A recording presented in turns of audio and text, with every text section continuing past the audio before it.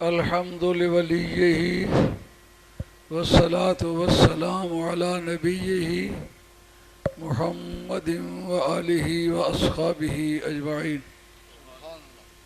أما بعد، فقد قال الله تبارك وتعالى جل جلاله في القرآن المجيد والفرقان الحميد: أعوذ بالله من الشيطان الرجيم، بسم الله الرحمن الرحيم.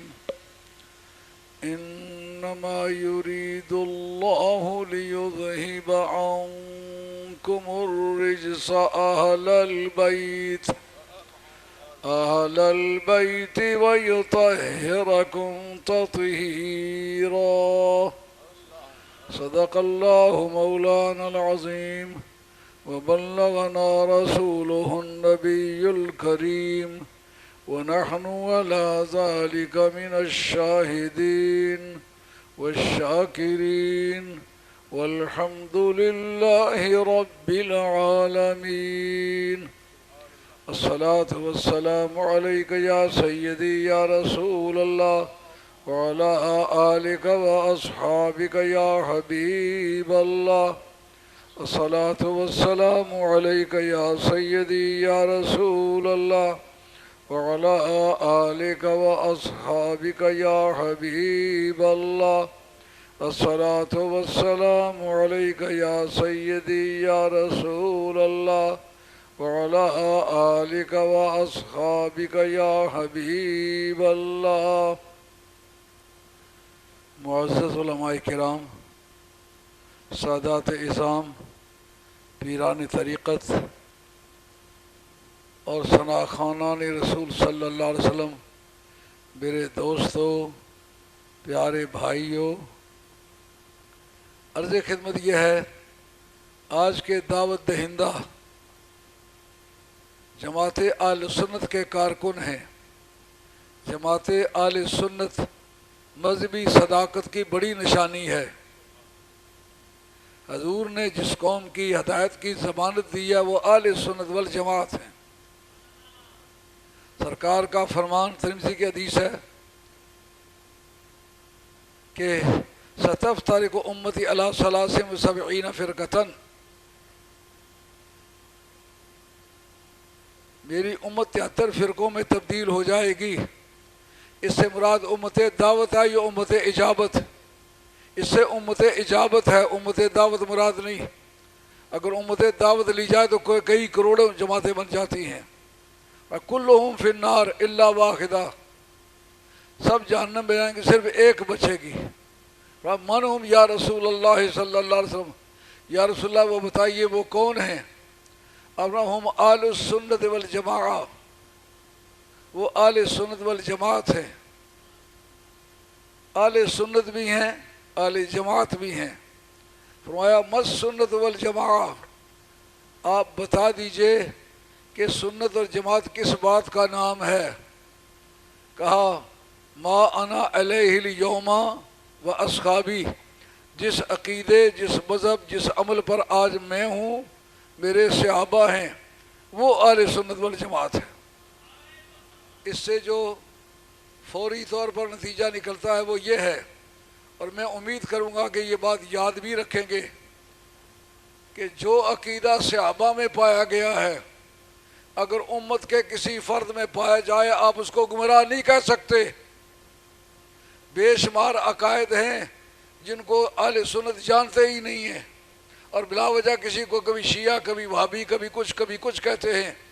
جو عقیدہ صحابہ میں ثابت ہو اس عقیدے کے حامل کو آپ گمراہ نہیں کہہ سکتے، بلکہ یہ ہدایت کی ضمانت ہوگی۔ جس عقیدے پر میں ہوں اور میرے آل بیت ہیں، میرے صحابہ ہیں، وہ اہل سنت والجماعت ہے۔ اس لیے آج کی مجلس جو ہے یہ اطرت رسول کے عنوان پر ہے، تو اطرت رسول کے عنوان کو میں سنت رسول صلی اللہ علیہ وسلم اور اہل سنت والجماعت کے بیان سے انشاءاللہ ثابت کروں گا۔ بے شمار لوگوں کو مجھ سے اختلاف ہے، مگر لطف کی بات یہ ہے کہ وہ اہل سنت کے جو تمام مضامین سے آشنا ہی نہیں ہیں۔ میں کہتا ہوں کہ جو بات میں نے اپنی کتابوں میں لکھی ہے، جہاں سے سورج نکلتا ہے وہاں سے شروع کرو، جہاں ڈوبتا ہے وہاں تک چلے جاؤ، میرے سٹیٹس کا آدمی ہو، ان باتوں میں سے کسی پر ہاتھ رکھو، انشاءاللہ تعالیٰ اس کو اس سے جواب دوں گا کہ مزہ ہی آ جائے گا۔ ایسے اچھلنے کودنے سے کچھ نہیں بنتا۔ میں جانتا ہوں کون کتنے پانی میں ہے۔ اس وقت جتنے دانشوروں نے میرے خلاف باتیں لکھی ہیں، میں سمجھتا ہوں سوائے اس کے کہ انہوں نے اپنے آپ کو ننگا کیا ہے، بات کچھ نہیں کہہ سکے۔ بڑی ذمہ داری سے کہتا ہوں، یہ علماء کی محفل ہے، یہ عوام کی محفل نہیں، اہل علم کی محفل ہے۔ یہ جرت کرتے وقت بہت دل پہ ہاتھ رکھنا پڑتا ہے، مگر میں ببانگ دہل کہتا ہوں، جو باتیں میں نے لکھی ہیں اس پر ہاتھ رکھے کوئی، ماں کا لال بندہ میرے جوڑ کا ہو، میرے ساتھ بات کرے، جب بھی کرے، جہاں بھی کرے، جیسا بھی کرے، حاضر ہوں۔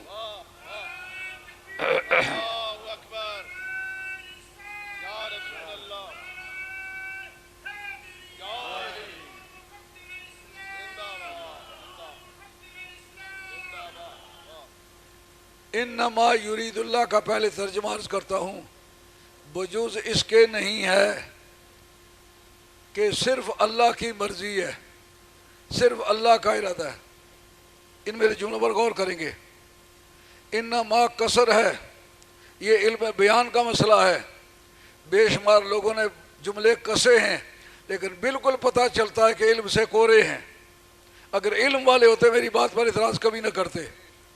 انما قصر ہے، قصر کس بات کا نام ہے؟ ایک وصف کو، ایک صفت کو، ایک فعل کو، ایک شان کو سب سے نفی کر کے ایک کے اندر بند کرنا، اس کا نام ہے قصر۔ جس کو بند کریں وہ مکسور ہے، جس کے اندر بند کریں وہ مکسور علیہ ہے۔ اب اس جگہ انما کے ساتھ قصر آئی ہوئی ہے، اس میں دیکھنا یہ ہے کہ مکسور کون سا ہے اور مکسور علیہ کون سا ہے۔ انما کے ساتھ قصر آئے، ذمہ داری سے کہتا ہوں، جو مدرسین حضرات ہیں غور کریں۔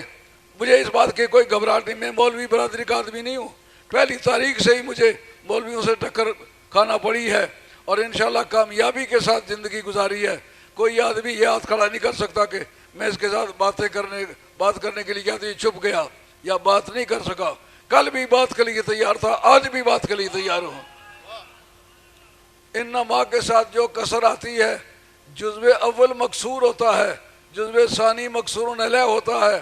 یہاں انما کے بعد ہے یریدو، یہ فعل ہے، یہ جزو اول ہے، اللہ مفعول جزو ثانی ہے۔ اس کا مطلب یہ ارادہ کو مکسور کیا گیا ذات باری میں، یعنی صرف اللہ کی مرضی ہے۔ کیا بتایا؟ اگر کسی اور کی مرضی شامل ہوتی تو کئی کے لوگوں کے پیٹوں میں درد ہوتا۔ صرف اللہ کی مرضی، بات خیال میں آئی ہے؟ یہ کسی پر طنز نہیں ہے، کسی پر تشنیع نہیں ہے۔ سوچیں، کل بلاغت کی کتابیں اٹھا کر کے دیکھیں، یہ بات ہے کہ نہیں ہے؟ ترجمہ پھر کیوں غلط کرتے ہو؟ صرف اللہ کی مرضی ہے۔ اس کا مطلب جب کسی کا خامد مر جائے، سہیلیاں آتی ہیں کہتے ہیں اللہ کی مرضی، باپ مر جائے کہتے ہیں اب کیا ابا فوت ہو گئے، اللہ کی مرضی۔ یار آل بیت اطہار کو تطہیر ملی، اللہ کی مرضی۔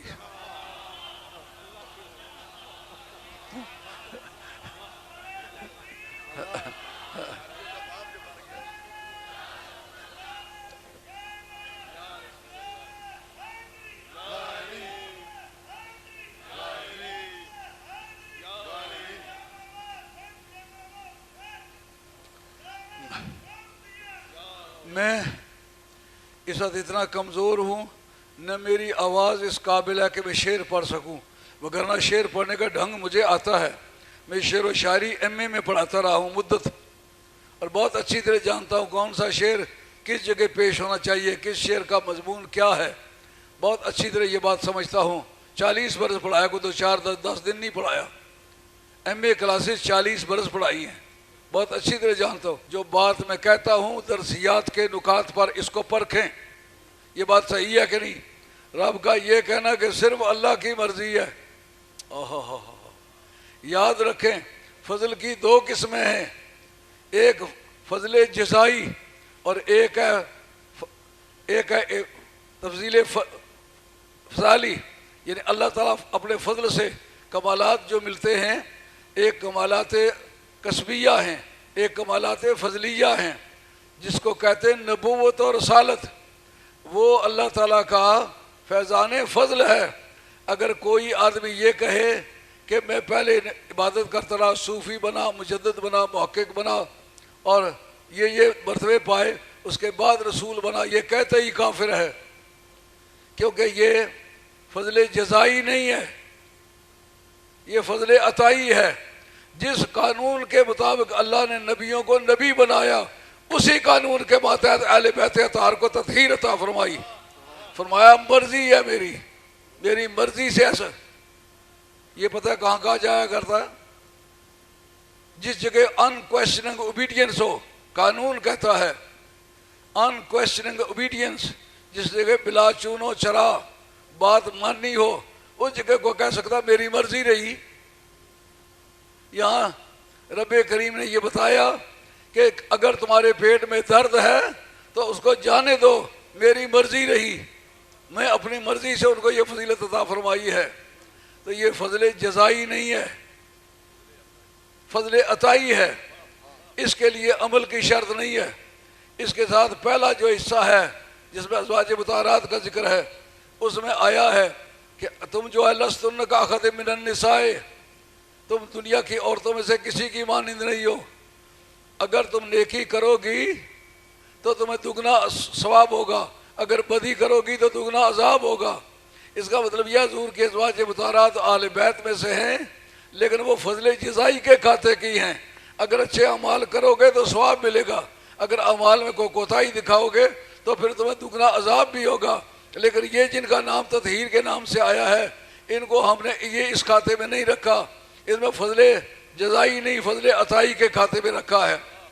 نبی کریم رؤوف الرحیم صلی اللہ علیہ وسلم نے اس کی جو تفسیر فرمائی ہے، مفسرین کے ہاں دو طرح کی حدیثیں اس کے اندر موجود ہیں۔ سرکار نے پہلے چادر ڈالی اور یہ کہا اللہ کریم اللہم ہؤلاء آل بیتی، مولا کریم یہ میری آل بیت ہے۔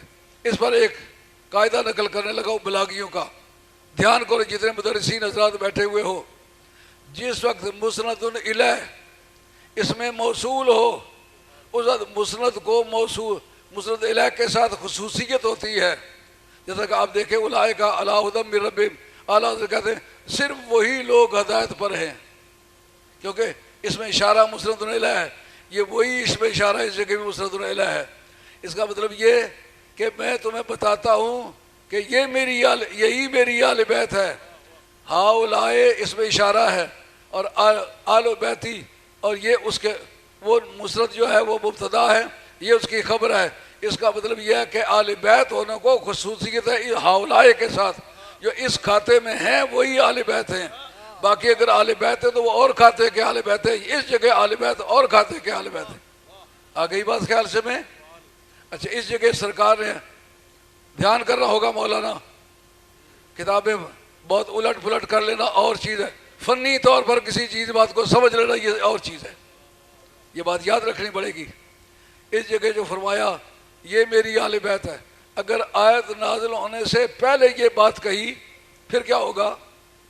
پھر یہ ہوگا شان نزول۔ شان نزول کا کیا مفہوم ہے؟ علماء کرام جو تفسیرات پڑھانے والے نوٹ کرو اس کو۔ شان نزول ایک ایسی چیز ہے، علامہ بدر الدین زرکشی آپ کی البرہان فی علوم القرآن اور جلد نمبر اول صفحہ نمبر 22 اس کے اندر موجود ہے کہ جو شان نزول ہے اجماع امت کے ذریعے سے بھی اس مفہوم کو خارج نہیں کیا جا سکتا۔ اس کا مطلب اگر تم کسی کو یہ کہو اس کے اعمال اچھے نہیں اس لیے اہل بیت میں سے نہیں ہے، نہیں تمہارا باپ بھی نکلا ہے قبر سے، تو اس مفہوم کو تبدیل نہیں کر سکتا، کیونکہ یہ اجماع یہ شان نزول میں شامل ہے۔ اگر شان نزول ہے اور جیسا کہ واقعتاً ہے تو اس کا مطلب حسن و حسین خاتون جنت المورا مرتضیٰ ان کی اولاد اس زمرے میں آئے گی۔ اور اگر یہ آیت نازل ہونے کے بعد سرکار نے چادر ڈالی اور یہ جملے کہے کہ یہ میری آل بیت ہے، پھر یہ کیا ہوگا؟ یہ تفسیر ہوگی۔ اب صاحب تفسیر اگر کسی کو خاص کر لے، کوئی منع کرنے والا نہیں ہے، ساری دنیا آل بیت ہو، لیکن سرکار ان کو خاص کر لیں تو خود صاحب تفسیر میں تخصیص کر دے، دنیا کی کوئی طاقت اس کو روک سکتی نہیں۔ آئی بات خیال میں؟ ایسے گپے مارنی آسان ہیں. اس جگہ ازواج مطہرات پر ایک بحث ہے. ابن بطال نے اپنی فتح الباری پہلے جو لکھی گئی وہ ابن بطال نے لکھی ہے. بخاری کی شرح ہے وہ بھی. یہ جو ابن حجر عسقلانی کی ہے یہ بات کی ہے وہ پہلے کی ہے. اس ابن بطال نے کہا اس پر اجماع فقہا ہے کہ نبی پاک علیہ الصلوۃ والسلام کی ازواج مطہرات اہل بیت ہیں، مگر یہ اہل بیت تطہیر میں سے نہیں ہیں، یہ اہل بیت اطہار میں سے نہیں ہے، اہل بیت رضا میں سے نہیں ہے. کہتے اس وقت خاتون حضرت نبی کریم علیہ السلام اس گھر میں تھے، حضرت ام سلمہ رضی اللہ تعالیٰ عنہا کے گھر میں. بڑی قیمتی بات میرے ذہن میں آ رہی ہے، کافی توجہ سے سنیں گے تو بتاؤں گا، نہیں تو اب میں واہ واہ کی دنیا سے گزر گیا ہوا ہوں. مجھے کوئی آرزو نہیں کہ مجھے وہ کہے بہت اچھا، واہ واہ واہ واسمان نعرے مار. لیکن یہ چاہوں گا کہ بیت کو سمجھ لو اس طرح جسے میں نے سمجھی ہوئی ہے کہ حضرت ام سلمہ اسے چادر پکڑ کے اپنا سر بیچ میں ڈالتی ہیں تو آپ نے فرمایا مکانہ کے، جہاں کھڑی ہے وہیں کھڑی رہو. یہ مکانہ کے اس میں فعل ہے، اتخذی مکانہ کے، جس جگہ ہے نا اس جگہ کھڑی رہے. اس جگہ کاٹ کے الو ہیں وہ انگلینڈ میں ہوتے ہیں، شیخ الحدیث کہلاتے ہیں، حالانکہ حدیث پڑھی ہوئی بھی نہیں ہے، حدیث پڑھی ہوئی بھی نہیں ہے تو شیخ الحدیث کہلاتے ہیں. لیکن جس وقت اٹکل پچو مارتے یہ ان کے گواہ ہیں. یہ سید شمس الرحمان صاحب بہت اچھی طرح جانتا ہے، حدیث پڑھی ہوئی نہیں ہے لکھتے وقت شیخ الحدیث. یہ جھوٹوں کے امام ہیں کہ نہیں؟ جس نے حدیث پڑھی ہوئی نہیں تو وہ شیخ الحدیث کہلاتا ہے، نہ پڑھی ہے نہ پڑھائی ہے. وہ کہتے ہیں کہ سرکار نے فرمایا کہ انت علی خیر، تو اچھائی سے ہے، اچھائی پر ہے، نیکی پر ہے. یہ بات سرکار نے ان سے کیوں کہی؟ انہوں نے اس کی وجہ بیان کی. انہوں نے کہا تو پہلے ہی سے ٹھیک ہے، اس وقت میں ان کو چادر میں ڈال رہا ہوں جن کی وہ کمی پوری کرنا چاہتا ہوں. میں نے کہا لاکھ لعنت ہے تیری اس توجیہ پر، اگر سرکار خود اس کے بیچ نہ ہوتے تو پھر یہ توجیہ قابل قبول تھی، اگر سرکار خود اس کے اندر موجود ہے تو پھر اس کا معنی یہ میں بھی اپنی بھی کمی پوری. بات سمجھ آئی نہیں آئی؟ آپ سے یہ پوچھنا کہ سمجھ آئی یا نہیں آئی ہے بے ادبی ہے. لیکن میرا ایک ذوق ہے، میں چونکہ 40 برس تک تدریس کی ہے، بات اختتام پر پہنچانے کے بعد پوچھتا ہوں سمجھ آئی کہ نہیں آئی. کئی مرتبہ بڑے بڑے لائق علماء کہتے نہیں جی نہیں سمجھ آئی، اس وقت مجھے پھر ایک مرتبہ پھر فائٹ کرنا پڑتی ہے. اتنی بات خیال شی میں آ گئی ہے کہ یہ توجیہ کرنا کہ تو پہلے ہی سے ٹھیک ہے، چادر میں ان کو ڈالتا ہوں جو اپنی اہل بیت میں شامل کرنا چاہتا ہوں. اگر سرکار اس چادر کے اندر پہلے سے موجود نہ ہوتے تو پھر یہ توجیہ صحیح تھی. جب خود بھی وہ موجود ہے تو اس کا مطلب یہ ہے یہ چادر کمی پوری کرنے کے لیے نہیں ہے، یہ درجات کو بلند کرنے کے لیے. جس طرح میرا کوئی شریک نہیں اس طرح ان کا کوئی شریک نہیں. آئی بات خیال میں؟ اس سے آگے چلیے. حضرت نبی کریم علیہ الصلوۃ والسلام کی ذات بابرکات، انہوں نے جو کمالات ان کو عطا کیے، خدا نے عطا کیے، ان کی مثال ہی نہیں ملتی. مثلا حدیث نور ہے جس کو لا یعنی قسم کے مولوی کہتے ہیں یہ حدیث موضوع ہے، اور لکھنے والا کون ہے؟ ابن جوزی. ابن جوزی کے بارے میں حضرت علامہ سیوطی لکھتے ہیں اپنی تدریب الراوی شرح تقریب النواوی صفحہ 228 پر. وہ کہتے ہیں جس جگہ ملا علی قاری حدیث کو ضعیف کہہ دے اعتبار نہیں کرنا چاہیے، ابن جوزی حدیث کو ضعیف کہہ دے اعتبار نہیں کرنا چاہیے. یہ دونوں غیر ذمہ دار آدمی ہیں، اس لیے یہ بات کہنا بالکل بے جا ہے. واقعہ یہ ہے 100 سے زیادہ راوی اس کے میں نے اکٹھے کیا حدیث نور پر. حدیث نور ہے کیا کہ یا سلمانو کنت انا و علی نورا بین یدی اللہ، اے علی، اے سلمان، میں اور علی دونوں نور تھے، دونوں نور تھے اللہ کی بارگاہ میں قبل ان یخلق آدم، قبل اس بات کے کہ اللہ تعالیٰ آدم علیہ السلام کو پیدا کرے.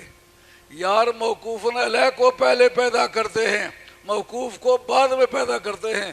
معلوم ہوا جس طرح کائنات کے لیے سرکار کی ذات موقوف علیہ ہے، مولا مرتضیٰ کی ذات بھی کائنات کے لیے موقوف علیہ.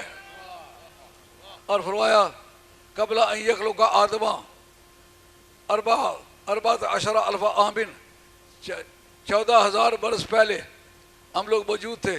ثم لما خلق آدم، قسم ذالک النور جزءین فجزء انا وجزء علی. ایک کاٹ کے الو گزرے ہیں جن کی ساری زندگی اللہ اللہ میں گزری ہے، اور آخر اپنا منہ کالا کر کے مرے، جو کہتے سرکار کو جب تک اعلان نبوت نہیں کیا تھا پتہ ہی نہیں تھا میں نبی ہوں یا نہیں ہوں. ان کا اعتراض یہ تھا کہ اگر سرکار نبی تھے تو سرکار نے تبلیغ کیوں نہیں کی. لیکن بندہ نواز یہ بات یاد رکھنے کی ہے، علم عقائد کے بنیادی مسائل میں یہ بات موجود ہے کہ تبلیغ کرنا اس وقت واجب ہوتا ہے جب بعثت ہو. بعثت کے بغیر تبلیغ کرنا واجب نہیں ہوتا. خضر علیہ السلام نبی ہیں، الیاس علیہ السلام نبی ہیں، حضرت عیسیٰ علیہ السلام نبی ہیں، ادریس علیہ السلام نبی ہیں. 2 آسمان پر ہیں 2 زمین پر. تبلیغ کیوں نہیں کرتے؟ کہا ان کی بعثت نہیں ہوئی، سرکار کی بعثت نہیں ہوئی تھی، اس لیے سرکار تبلیغ نہیں فرماتے تھے. پھر کیا کرتے تھے؟ کہا کرتے یہ تھے، نبیوں کی تربیت کرتے تھے کہ نبی ہونے کا کام اس طریقے سے کیا جاتا ہے. ٹیچنگ کرتے تھے نبیوں کو. علی کیا کرتے تھے؟ کہا علی خلافت کا کام کرتے تھے. خلافت کی 2 قسمیں ہیں. ایک سید محمود علوسی بغدادی، آپ کی تفسیر روح المعانی انما ولیکم اللہ ورسولہ، اس کے تحت وہ لکھتے ہیں، کہتا ہے خلافت کی 2 قسمیں ہیں، ایک خلافت ظاہریہ ایک خلافت باطنیہ. کہا خلافت ظاہریہ کب شروع ہوئی؟ کہا حضرت ابوبکر صدیق رضی اللہ عنہ کی ذات پاک سرکار کے خلیفہ بلا فصل ہیں. لیکن یہ کون سی خلافت ہے؟ یہ خلافت ظاہرہ ہے. لیکن حضرت حیدر کرار یہ کس طرح کے خلیفہ ہیں؟ کہا خلیفہ باطن ہے. خلیفہ باطن کی ورکنگ باڈی کب شروع ہوئی ہے؟ کہا جس طرح نبی کریم علیہ السلام ماں کے پیٹ سے میں آنے سے پہلے نبیوں کو نبوت سکھاتے تھے، اسی طرح علی مرتضیٰ ولیوں کو ولایت سکھاتے تھے. اور حضرت قاضی صلی اللہ صاحب پانی پتی رحمۃ اللہ علیہ، آپ کی تفسیر مظہری جلد 2 صفحہ 120، اور یہ آیت کنتم خیر امت، اس کے بتائے لکھتے ہیں ما بلغ احد من الامم السابقۃ علی درجۃ الاولیاء الا بتوسط علی علیہ السلام، کہ کوئی ولی نہیں بنا کسی بھی امت میں. یار لوگوں ولیوں کی کرامتیں دیکھیے پیدائش کے بعد. واہ علی تیری ولایت پر قربان، ابھی ماں کے پیٹ میں نہیں آیا کائنات میں ولی بناتا رہا. معلوم ہوا کہ خلافت باطنہ کی عمر بہت زیادہ ہے. جس دن سے نبوت نے کام کرنا شروع کیا اسی تاریخ سے خلافت باطنہ نے کام کرنا شروع کیا. اور کرتے کرتے اس امت میں یہ سب کا اتفاق ہے کہ کوئی ولی اس امت میں ولی بنے علی کے واسطے سے بن سکتا، اپنے طور پر نہیں بن سکتا. قاضی صلی اللہ صاحب پانی پتی، آپ کی تفسیر مظہری سورہ ہود اور آیت نمبر 17، اس کے بعد لکھا ہے کہ خلفائے راشدین کی اور تمام صحابہ کی جو ولایت ہے وہ بھی حضرت علی مرتضیٰ کی عطا ہے. یعنی کسی کو براہ راست ولایت ذمہ داری سے کہتے مجھے پتہ ہے، میری اس بات سے آدمی بدک جاتے ہیں. وہ سمجھتے ہیں یار اسے تفضیل لازم آتی. نہیں، تفضیل نہیں لازم آتی. اے ہم نشیں و کوچائے عشق حجاز ہے، محمود جس گلی میں غلام ایاز ہے. ایسا ہوتا رہتا ہے. خیال میں آ رہی ہے بات؟ اب خلافت باطنہ کا جو کام ہے وہ خلافت باطنہ نے کیا ہے. کوئی بھی ولی بنا ہے، کسی بھی امت میں بنا ہے، علی نے بنایا ہے. اب ناراضگی کیسی ہے؟ میں کہتا ہوں بڑی شان ہے سارے صحابہ کی. حضرت امام احمد بن حنبل سے پوچھا، یہ ابن جوزی لکھتا ہے کہ سب سے افضل کون ہے؟ ان کا ابوبکر صدیق رضی اللہ تعالیٰ عنہ. کہا پھر افضل کون ہے؟ کہا عمر فاروق رضی اللہ عنہ. کہا پھر کون ہے؟ کہا عثمان غنی رضی اللہ تعالیٰ. اس کے بعد انہوں نے کہا کہ پھر حضرت علی کدھر گئے؟ انہوں نے کہا فَإِنَّهُمْ تَنَوَّرُوا مِنَ الْخِلَافَةِ فَأَمَّا وَلِيٌّ فَإِنَّهُ نَوَّرَهَا. سارے خلیفوں نے خلافت سے نور حاصل کیا اور علی نے خلافت کو نور بخشا. اس سے آگے چلیے. ان سے پوچھتے پوچھتے آخر پوچھا کہ علی کا فضیلت میں کیا مقام ہے. انہوں نے فضائل یہ پہلے بیان کر چکے، فلاں افضل ہے فلاں افضل ہے. کہا پھر علی کدھر گیا؟ انہوں نے کہا یا بنیا ہوا من آل بیت رسول اللہ صلی اللہ علیہ وسلم فلا یقاس بہم احد. وہ تو سرکار کے خاندان میں سے، اطرت رسول میں سے ہے، ان کے ساتھ تو برابری کسی کی نہیں ہو سکتی. اب سے میرا کیا قصور ہے؟ ہاں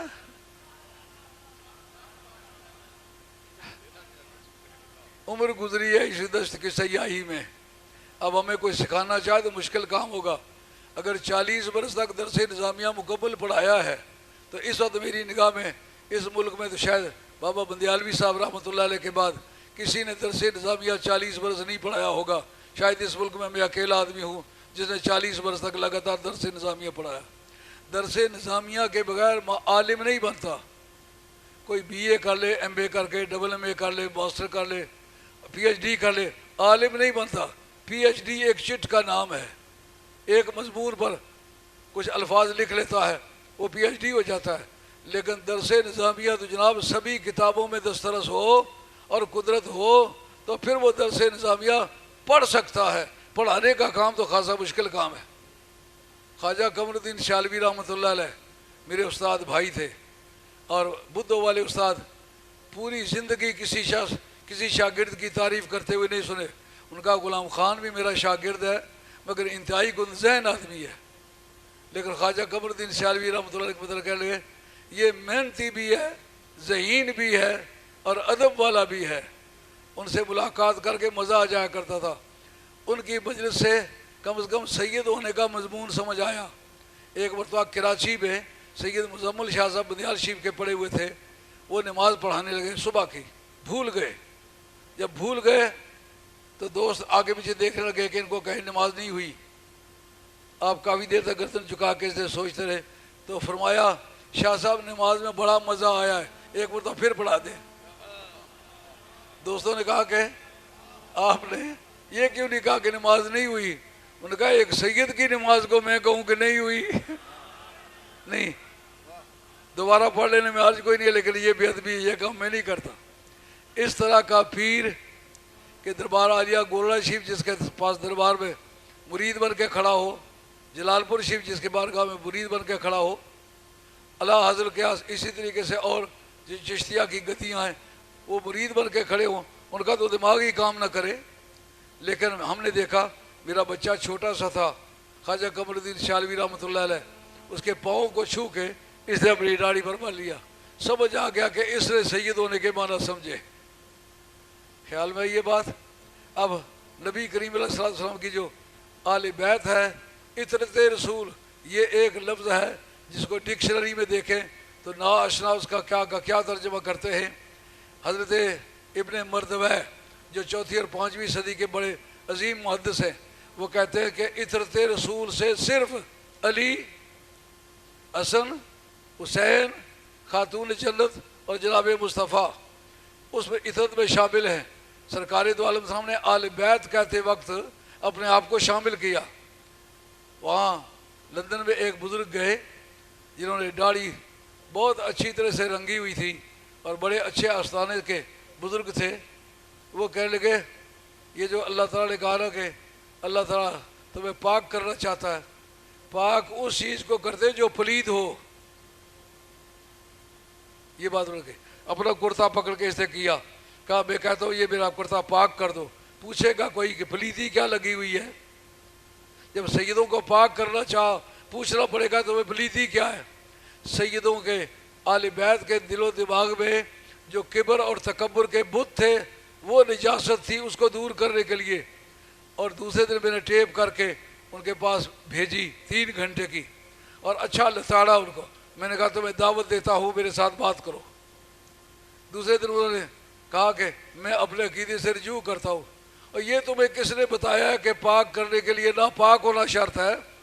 اگر کسی کا وضو ہے، وضو پہ وضو کر لیتا ہے، ممنوع ہے کہ ثواب بڑھ جائے گا؟ نہیں، پاک کو پاک کرنا. قرآن مجید نے یہ بات کہی ہے نا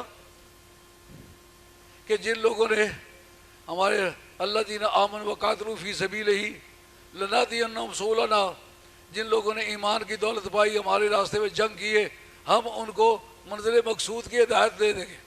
تو کیا وہ منزل مقصود کی ہدایت انہیں ابھی تک نہیں ملی؟ ایمان بھی لائے، جہاد بھی کیے. اور یہ بات تمہاری سمجھ میں پھر آنی چاہیے. سرکار جب نماز پڑھتے تھے تو کہتے اہدنا الصراط المستقیم پڑھتے تھے کہ نہیں پڑھتے تھے؟ جی پڑھتے تھے. اگر پڑھتے تھے تو ہدایت تو اس کو دی جاتی ہے جو بے ہدایت ہو. اگر ہدایت کے کئی مدارج ہیں، ستاروں سے آگے جہاں اور بھی ہے، ابھی عشق کے امتحان اور بھی ہے. میں اب تھکان محسوس کرتا ہوں. موٹی موٹی باتیں میں نے اطرت رسول کے بارے میں آپ کی خدمت عالیہ میں پیش کیے ہیں۔ چونکہ بہت سارے بزرگ جو مجھ سے زیادہ بہتر بولنے والے وہ موجود ہیں، سن رہے ہیں، تو سنانے والے کو سننے کی عادت نہیں رہتی، اس لیے پتہ نہیں وہ یا داف البلیات پڑھ رہے ہو۔ اس لیے میں اپنی بات کو اب ختم کرتا ہوں۔ اللہ تعالیٰ میرا اور آپ کا خاتمہ سچے دین پر کرے، اور جن لوگوں نے یہ اہتمام کیا ہے اللہ ان کو جزائے خیر دے۔ یہ جو آپ کے جنرل سیکرٹری ہیں جماعت اہل سنت کے اور حافظ اشتیاق صاحب، ان لوگوں نے بڑی محنت کی ہے، علماء کو اکٹھا کیا ہے۔ اتنی صورتیں علماء کی اکٹھی ہونا یہ بڑا مسئلہ ہے، یہ ان کا بڑا کارنامہ ہے۔ آگے بھی ایک مرتبہ انہوں نے اس طرح کی مجلس کی تھی جس میں اہل علم بھی اکٹھے ہوئے تھے۔ آپ کے اس مجلس میں درجنوں کے حساب سے پی ایچ ڈی ڈاکٹر موجود ہیں، درس نظامیہ کے فاضل موجود ہیں، درس نظامیہ کے استاد موجود ہیں، مگر جو باتیں میں نے کہی ہیں اگر کوئی بزرگ مجھ سے بات کرنا چاہے تو میں ڈیرے پر چلتا ہوں، مہربانی کر کے آ جائے میرے ساتھ بات کرے، میں تیار ہوں۔ مجھے پتہ ہے میں مولویوں کی برادری میں سے نہیں ہوں، میں سید ہوں، تو مولویوں کا صرفہ کر جاتے، سیدوں کا صرفہ نہیں کرتے۔ وما علینا الا البلاغ المبین، وآخر دعوانا ان الحمد للہ رب العالمین۔ السلام